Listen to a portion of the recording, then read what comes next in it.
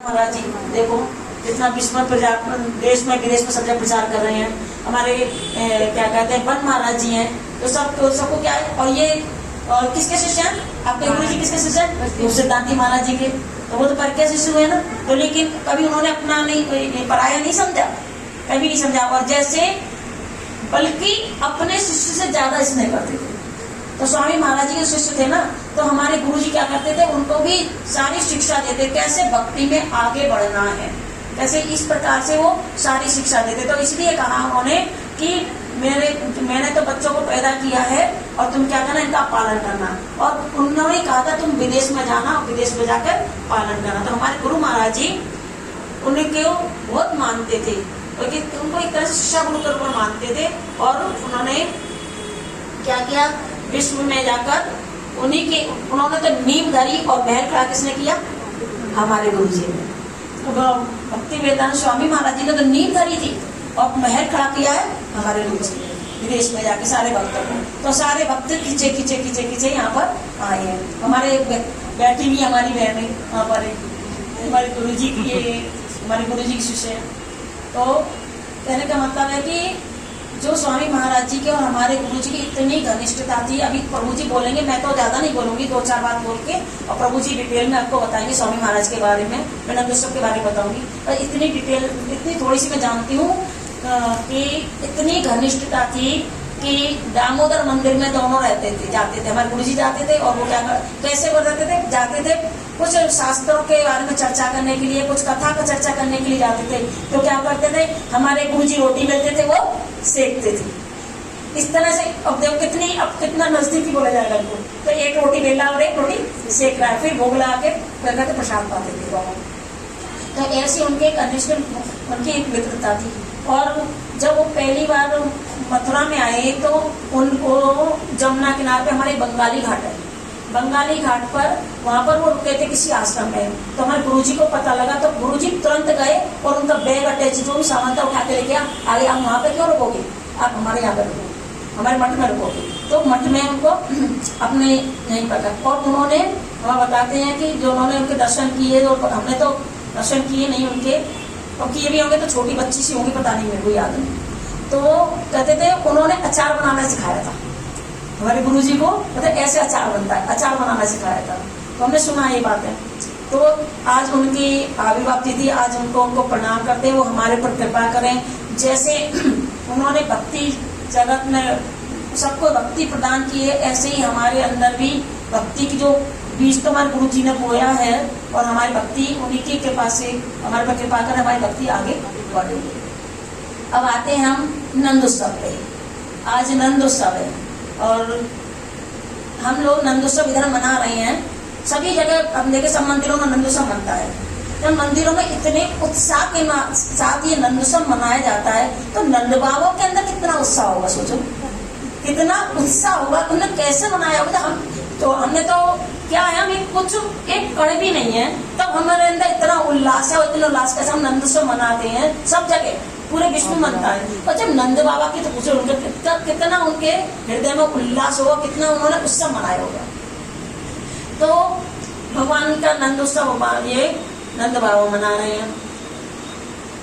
नंद बाबा ने देखा जब उत्सव मना रहे हैं तो रोहिणी मैया नहीं आई उत्सव में। रोहिणी मैया क्यों नहीं आई? रोहिणी मैया इसलिए नहीं आई कि रोहिणी मैया ने सोचा कि देखो मेरा पति जेल में, वसुदेव जी उनके जेल में, और मेरा बेटा हुआ जिसने अभी आंख भी नहीं खोली है, और मेरा बेटा ने आंख खोली नहीं है, आंख बंद है, पता नहीं कि इसके आंख है भी या नहीं है, मतलब रोशनी आई है नहीं है इसकी आंखों में। तो बड़ी दुखी थी। जो जिसका पति जेल में हो, जिसका बेटा पैदा होते ही आंख ना खोले, तो समझो उसको कितना दुख हो रहा होगा। उसको अच्छा लगे किसी उत्सव में जाने का मन करेगा? नहीं करेगा। लेकिन नंद बाबा ने देखा मेरी भाभी क्यों नहीं आई, तो तुरंत गए और तुरंत जाके भाभी को पकड़ के लेके आए। और छोटे से वो बंदे प्रभु छोटे से, और नंद बाबा के जो लाला कन्हैया थे वो लेटे हुए थे पलंग पे।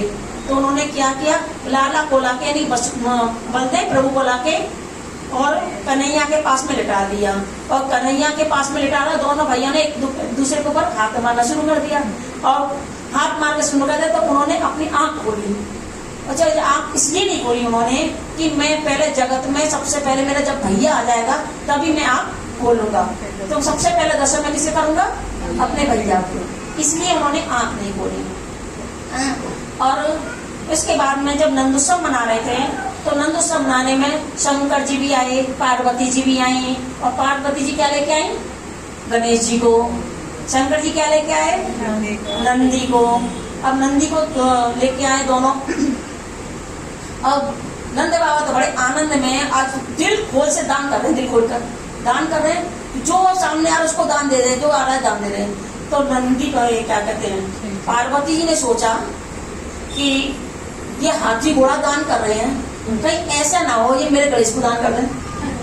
तो गणेश को बड़े छुपा रही है, दबा रही है, पीछे दबा रही है, ऐसा ना है कि हाथी को नंद बाबा तो बड़े आनंद में है ना, उनको तो होश ही नहीं है, जो सामने आ रहा है उसको दान कर रहे हैं, कहीं ऐसा ना हो मेरे गणेश को दान कर दें। तो उन्होंने छुपा रही है। और शंकर जी क्या सोच रहे हैं, नहीं ऐसे भैया को दान कर रहे कि मेरे नंदी को दान ना कर रहे, यानी वो नंदी को भी पीछे पीछे छुपा जा रहे हैं। इस प्रकार से नंदोत्सव मना रहे हैं और बड़े आनंद के साथ में नंदोत्सव मना है। नंदोत्सव में भगवान नंद बाबा ने कितनी गायों को दान किया, कितने आभूषणों को दान किया, कितने हाथी घोड़ा को दान किया। ये नंदोत्सव जो मना रहे हैं। अच्छा, अब यहाँ पर एक प्रश्न आता है कि नंद उत्सव मनाया है, वसुदेव उत्सव तो मनाया नहीं, वसुदेव के लाला हो तो वसुदेव उत्सव तो मनाया नहीं।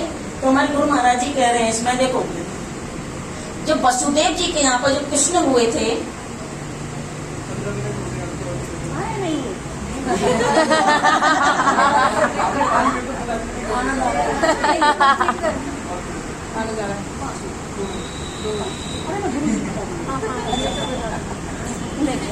अभी तो माइक हाथ में आया है ना, अभी तो आया ना हाथ में।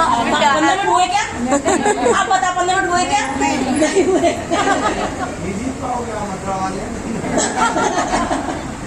देखो, अच्छा चलो भाई, मैं 5 मिनट लेती हूँ, ज्यादा नहीं ले रही, 5 मिनट लेती हूँ। हाँ, तो देखो हमारे गुरु महाराज क्या करते थे, अपने गुरु जी बताते, हमारे गुरु जी क्या करते थे, ये सभा बुलाते थे। जैसे कोई, जैसे जन्माष्टमी आई तो क्या करते थे, मथुरा के सभी वो जो पंडित लोग होते थे, पंडित लोग विद्वान लोग क्या करते, सभा बुलाते थे यहाँ पर। और कोई एक वो रखते थे, कोई भी टॉपिक रखते थे, जैसे कृष्ण तत्व या राधा तत्व या कोई भी टॉपिक रखते थे। और कोई भी जैसे गुरु तत्व और सभा बुलाते थे और वो लोग आते थे और हमारे गुरु जी को भी वो बुलाते थे, क्योंकि हमारे ब्रज में होता है ये, किस जगह जगह सभा रखी जाती है तो वो हमको बुलाते थे, वो हम उनको बुलाते थे, इस तरह से। तो एक जगह हमारे गुरुजी को बुलाया, पहले तो बुलाया नहीं था। तो जो कुछ चतुर्वेदी लोग हैं ना, वो विद्वान है वहाँ पर, हमारे गुरुजी को बहुत मानते थे, बहुत मानते थे। जो बुजुर्ग है ना, और विद्वान भी बहुत है, हमारे गुरुजी को बहुत मानते थे। तो किसी ने बुलाया नहीं था हमारे गुरु महाराज को।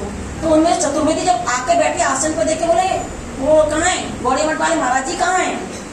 तो बोले उनको तो बुलाया नहीं। अरे उनको नहीं बुलाया, जाओ तुरंत अब गाड़ी लेके जाओ, उनको बुला के ले जाओ।